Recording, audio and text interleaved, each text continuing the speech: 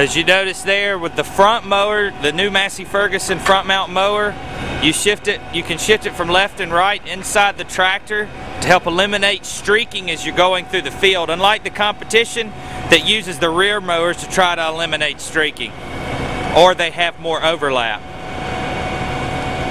Now if you notice also with this new 3-point front mounted implement that we have, we are actually pulling this mower through the field rather than pushing it through the field to eliminate the effects of bulldozing if you're pushing through the field. If you see here, it's attached at the 3-point linkage at the bottom as well as at the top, but most of your weight in the front of the machine is riding on this chain that you see there.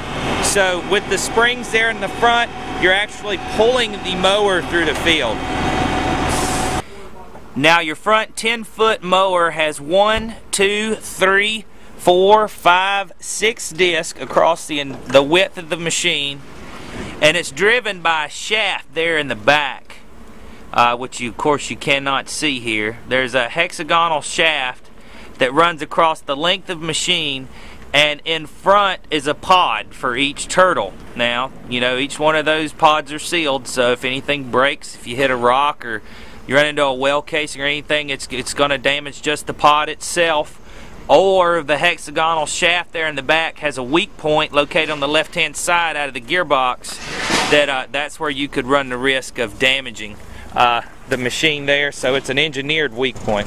Now with the new 30.5-foot machines offered by Massey Ferguson in North America, they're going to be standard with a tine conditioner.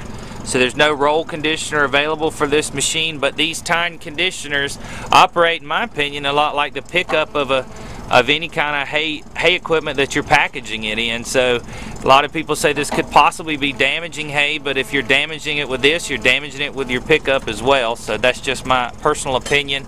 As you can see there in the back, there's a comb that is adjustable for the aggressiveness of your of the conditioning of your crop. I'm going to get Toby here to adjust that so you can see it, possibly. There we go. Alright. Thank you, Toby. Here we are on the front mount mower. Again, as you can see, we're going to be able to adjust our cutting height. To adjust the cutting height of the machine, you got the sticker located right there. So basically you turn it to the right, and what you're doing is you're actually raising the cutting height, or you turn it to the left and you're actually lowering the cutting height, which is basically adjusting the pitch of the knives there.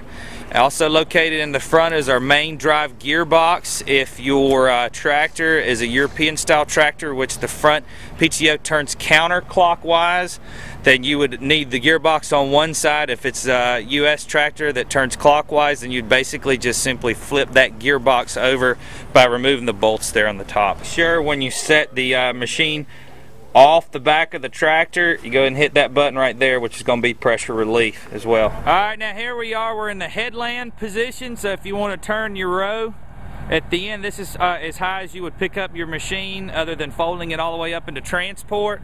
Now we're going to go ahead and lower it back down to cut.